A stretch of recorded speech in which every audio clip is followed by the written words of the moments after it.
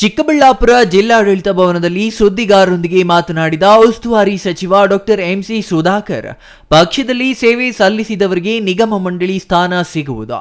ನಿಗಮ ಮಂಡಳಿ ವಿಚಾರ ರಾಜ್ಯ ಮಟ್ಟದಲ್ಲಿ ಚರ್ಚೆಯಾಗಲಿದೆ. ಜಿಲ್ಲಾ ಮಟ್ಟದಲ್ಲಿದ್ದಾಗ ನಮ್ಮ ಅಭಿಪ್ರಾಯ ಕೇಳುತ್ತಾರೆ. ರಾಜ್ಯ ಮಟ್ಟದಲ್ಲಿ ಸಿಎಂ ಮತ್ತು ಡಿಸಿಎಂ ತೀರ್ಮಾನ ಮಾಡುತ್ತಾರೆ ಎಂದರು. ಪಕ್ಷದ ಕಾರ್ಯಕರ್ತರಾಗಿ ಪಕ್ಷಕ್ಕೆ ದುಡಿದವರಿಗೆ ಮತ್ತು ಟಿಕೆಟ್ ವಂಚಿತರಾಗಿರುವವರಿಗೆ ನಿಗಮ ಮಂಡಳಿ ಸ್ಥಾನ ಸಿಗುವುದು. ಹೈಕಮಾಂಡ್ಗೆ ಪರಮಾಧಿಕಾರ ಇದೆ ಎಂದು ಹೇಳಿದರು.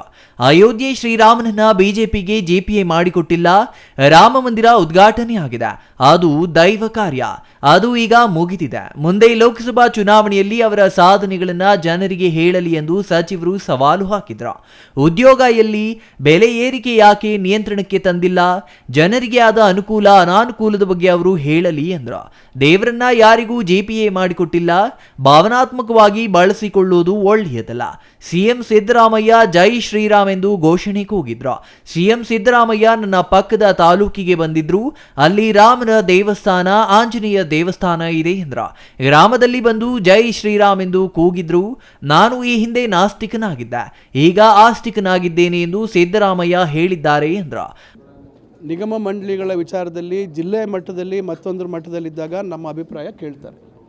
ರಾಜ್ಯ ಮಟ್ಟದಲ್ಲಿ ಆಗ್ತಕ್ಕಂಥ ಅಭಿಪ್ರಾಯಗಳು ಮುಖ್ಯಮಂತ್ರಿಗಳು, ನಮ್ಮ ಉಪಮುಖ್ಯಮಂತ್ರಿಗಳು, ಏನು ನಮ್ಮ ಪಕ್ಷದ ಅಧ್ಯಕ್ಷರಾಗಿರ್ತಕ್ಕಂಥ ಡಿ ಕೆ ಶಿವಕುಮಾರ್ ಅವರು ಹೈಕಮಾಂಡ್ ಮಟ್ಟದಲ್ಲಿ ಅದನ್ನು ಶಾಸಕರನ್ನ ನೇಮಕ ಮಾಡುವಂಥದ್ದು ಇರ್ಬೋದು. ಕೆಲವರು ಕಾರ್ಯಕರ್ತರು ಯಾರು ಪಕ್ಷದ ಟಿಕೆಟಿಂದ ವಂಚಿತರಾಗಿರ್ತಕ್ಕಂಥವ್ರು ಇರ್ಬೋದು, ಅವರ ಹೈಕಮಾಂಡ್ ಹಂತದಲ್ಲಿ ಮೇಲೆ ಮಟ್ಟದಲ್ಲಿ ಚರ್ಚೆ ಆಗುತ್ತೆ. ಅದ್ರ ಬಗ್ಗೆ ನಮ್ಮನ್ನು ಯಾರೂ ಕೇಳುವಂಥ ಅವಶ್ಯಕತೆಯೂ ಇಲ್ಲ. ಅವ್ರಿಗೆ ಅದು ಪರಮಾಧಿಕಾರ ಇದೆ, ಅವ್ರು ತೀರ್ಮಾನ ಮಾಡ್ತಕ್ಕಂಥದ್ದಕ್ಕೆ ನಾವೆಲ್ಲ ಬದ್ಧರಾಗಿದ್ದೀವಿ. ಈಗ ನೋಡಿ, ಅದು ಭಾಳ ತಪ್ಪು ಕೆಲಸ. ಪ್ರಜಾಪ್ರಭುತ್ವದಲ್ಲಿ ಇವತ್ತು ಪ್ರತಿಯೊಬ್ಬರಿಗೂ ಅವರದೇ ಆದಂಥ ಅಭಿಪ್ರಾಯಗಳಿರ್ತದೆ. ಸರ್ಕಾರದ ಪರ ಇರ್ಬೋದು, ವಿರುದ್ಧ ಇರ್ಬೋದು, ಅವರು ಧರಣಿ ಮಾಡುವಂಥದ್ದಕ್ಕೆ ಸ್ವಾತಂತ್ರ್ಯ ಇದೆ. ಆದರೆ ಒಂದು ಯಾತ್ರೆಯನ್ನು ಹಮ್ಮಿಕೊಂಡಿರ್ತಕ್ಕಂಥ ಸಂದರ್ಭದಲ್ಲಿ ಈ ರೀತಿ ಅಡ್ಡಿಪಡಿಸ್ತಾ ಇರ್ತಕ್ಕಂಥದ್ದು ಅವರ ಮನಸ್ಥಿತಿಯನ್ನು ಬಿಂಬಿಸ್ತದೆ. ಯಾವ ಮಟ್ಟಕ್ಕೆ ಅವರಿಗೆ ಅಧಿಕಾರದ ಮದ ಏರಿದೆ ಅಂತಕ್ಕಂಥದ್ದು ಆಗುತ್ತೆ. ಅದರಿಂದ ಅದು ಪ್ರಜಾಪ್ರಭುತ್ವದ ಒಂದು ವಿನಾಶಕ್ಕೆ ಇದು ಬಹುಶಃ ಇವೆಲ್ಲ ಕಾರಣಗಳು ಆಗ್ಬೋದು ಅಂತಕ್ಕಂಥದ್ದು ನಮ್ಮ ಅಭಿಪ್ರಾಯ. ಅಯೋಧ್ಯೆ ರಾಮನನ್ನ ಬಿಜೆಪಿ ಬ್ರ್ಯಾಂಡ್ ಮಾಡಿಕೊಂಡಿದೆ ಎಂಬ ಕಾಂಗ್ರೆಸ್ ಆರೋಪಕ್ಕೆ ಪ್ರತಿಕ್ರಿಯಿಸಿದ ಸಂಸದ ಬಿಎನ್ ಬಚ್ಚೇಗೌಡ, ಈ ರಾಷ್ಟ್ರದಲ್ಲಿ ಶ್ರೀರಾಮ ಎಲ್ಲರಿಗೂ ಬೇಕಾಗಿರುವ ದೇವರ. ಶ್ರೀರಾಮನ ಬಗ್ಗೆ ರಾಜಕೀಯ ಮಾಡುವುದು ಸರಿಯಲ್ಲ. ಧರ್ಮದ ವಿಚಾರವಾಗಿ ನಾವೆಲ್ಲರೂ ಒಂದೇ. ಸಂವಿಧಾನದಲ್ಲಿ ರಾಜಕೀಯ ಪಕ್ಷಗಳಿಗೆ ಅವಕಾಶವಿದೆ. ಹಿಂದೂ ಧರ್ಮ, ಸನಾತನ ಧಾರ್ಮಿಕ ವಿಚಾರದಲ್ಲಿ ತಾರತಮ್ಯ ಇರಬಾರದು ಎಂದರು.